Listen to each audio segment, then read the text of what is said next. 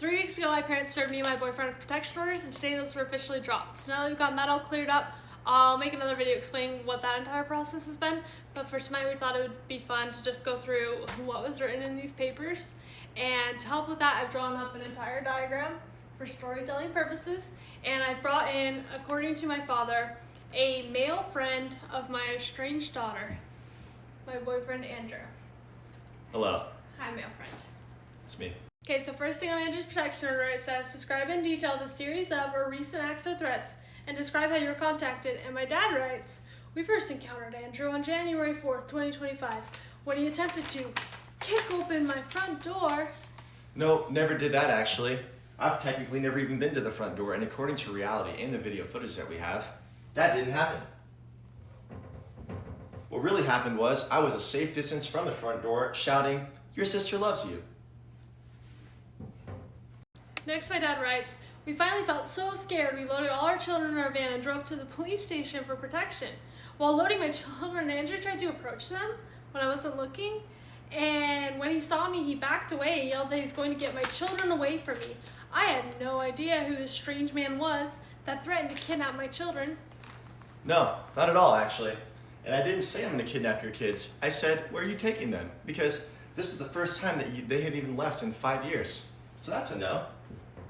What really happened was I also said you can't keep them there forever, because you can't. Next it says, when he left the police station, he returned to stalking my home and calling to yell at the police for not responding to his 3 more calls that evening. He was acting like he was possessed.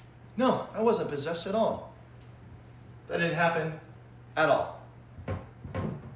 What really happened was we went back to the hotel, and then I called the police to get confirmation that her siblings returned home safely. Next he says, he started returning to my home in March of this year. It was when he pretended to be a neighbor to come onto my property to record a conversation with my children that crossed a line. All of his questions were based around things that would qualify for CPS to take my children away. After he left, he tried to get CPS to take my children away. No, not at all, actually. Not what happened.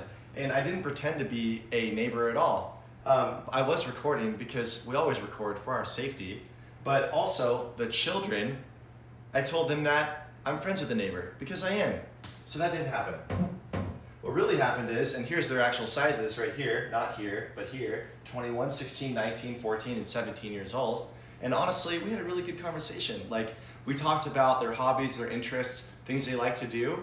And then I noticed it looked like someone slept in the garage, because it did. So I asked, does someone sleep in the garage? And they said no. We all sleep in one room, all of us together, on sleeping bags. And I said, oh, great, like a camp out. And his last point on here is May 29, 2026. He returned to my home to throw garbage into my backyard. Then he returned to yell things and honk his horn while recording on his phone.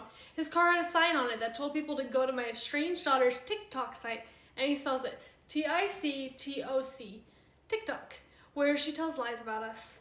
He and Audrey were turned in for disturbing the peace! Exclamation point. No, not at all actually. And please learn how to spell TikTok, because it's just not the way that you think.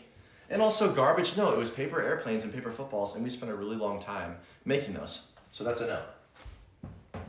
What really happened was there was a really pretty sign on there, and it says, watch your sister on TikTok, spelled correctly.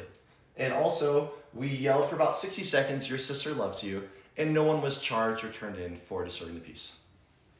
So to recap, not this, but this. Not this, but this. Not this, but this. Not this, but this. And then not this, for sure, but this.